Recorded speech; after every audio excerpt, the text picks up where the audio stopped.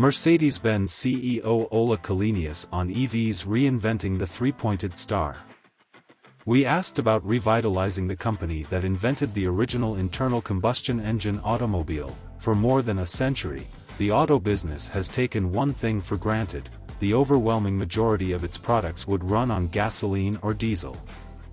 The industry's entire business model, from the way vehicles are engineered and made, to the way they're marketed and sold, has been based on that single, fundamental premise.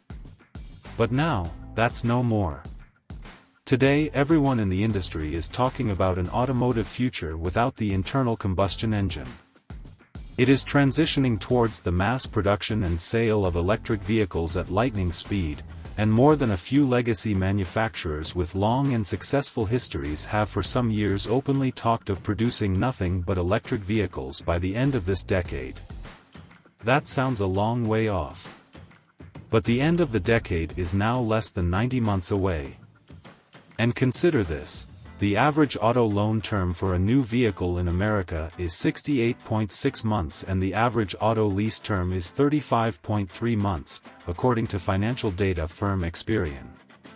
For Americans who regularly buy or lease a new car, truck, or SUV, having only EVs to choose from is perhaps merely one or two transactions away.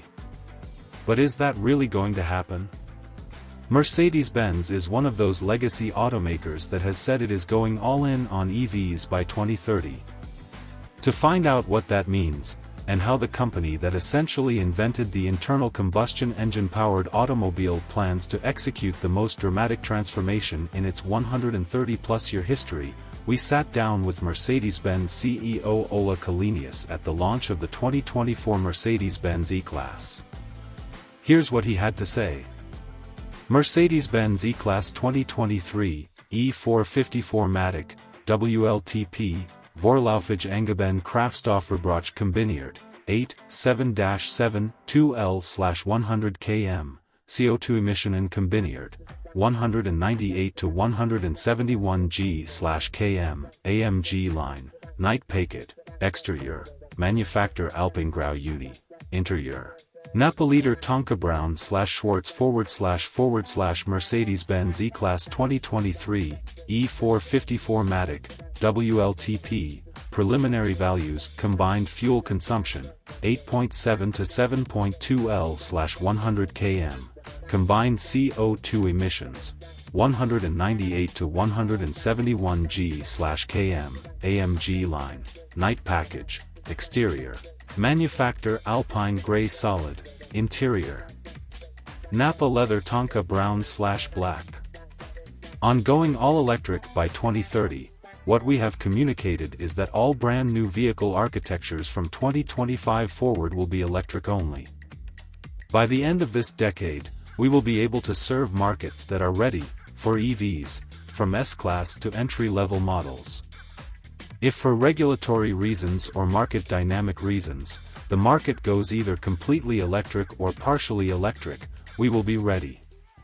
We have not announced the date when the last internal combustion engine Mercedes-Benz will go away, but we have put our capital allocation and engineering resource into preparing the company for a full EV lineup. But Mercedes-Benz is not abandoning internal combustion engines, yet.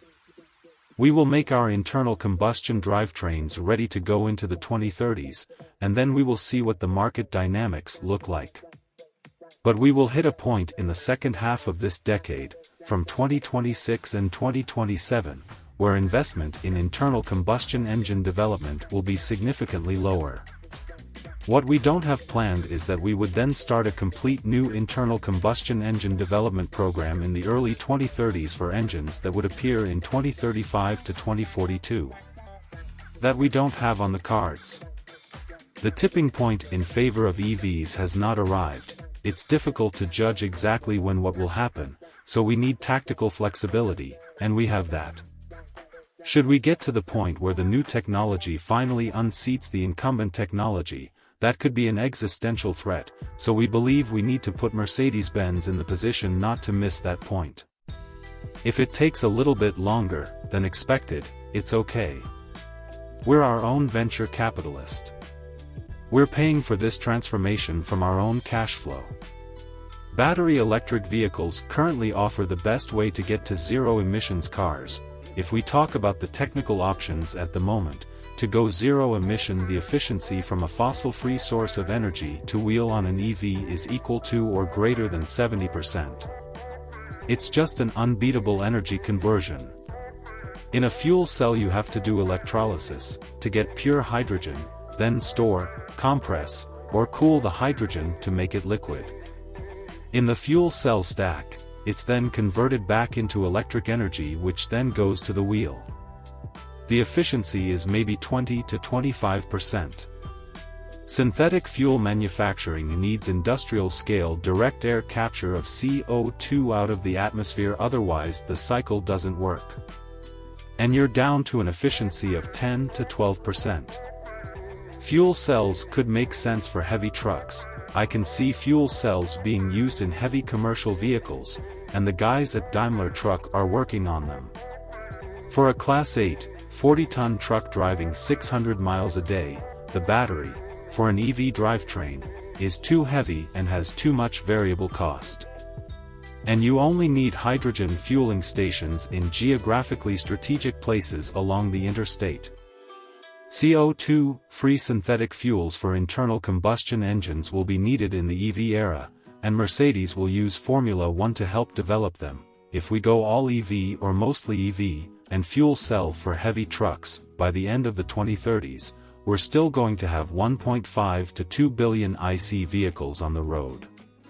The carbon burden of those vehicles needs to be lowered to meet the 2050 net zero CO2 emissions target, and either carbon-reduced or carbon-free fuels for those vehicles would make a whole lot of sense.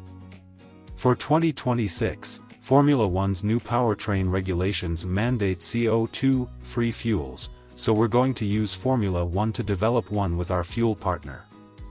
It will be an extreme motorsport fuel, but the underlying technologies are kind of the same. Mercedes-Benz will produce its own e-drivetrains and develop its own software. If we talk about the two technologies that are driving transformation in the auto industry, one is the e-drivetrain, and the other is software. In those two domains we have decided we need vertical integration. They are something that we need to own. We need to understand them and own them. E-powertrains are a riskier business proposition than internal combustion engines. The electric drivetrain has higher variable costs than the internal combustion engine powertrain that we have been used to.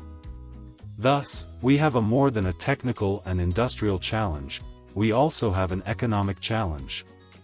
How do you make sure that you make the same margins? You have to work on your fixed cost. You have to work on your capital spend. You have to create new business models. Mercedes-Benz software will define future Mercedes-Benz vehicles. We know how to do drivetrains, even if it's a different type of drivetrain, and we've been in chemistry research for batteries for 20 years now. Software was bigger decision, because the way electronic architectures have been done for the last 30 years has been decentralized. The vehicle manufacturer has been the ultimate integrator of all sorts of functionality for the driver or for the passengers. That era has come to an end. We need to control the brain and the central nervous system of the car, and we need to be the architect of that stack. Creating and owning its software stack will allow Mercedes-Benz to partner with third-party software companies. We're going to develop the next-gen auto maps with Google. It will be a joint venture between Mercedes-Benz and Google to show what mapping navigation should look like in the car of the future. We're working actively on this now. Reinventing Mercedes-Benz is essential. In the past you could say, if the next S-Class is just better than the previous one, if you keep your costs under control, you have a ticket to success. Now everything is up in the air. Just because you have this fantastic brand, this pedigree, this tradition, 100+ years of success, you don't have a ticket to the future. You must earn it again. So, we get to be Gottlieb Daimler and Carl Benz. We have to reinvent the original invention.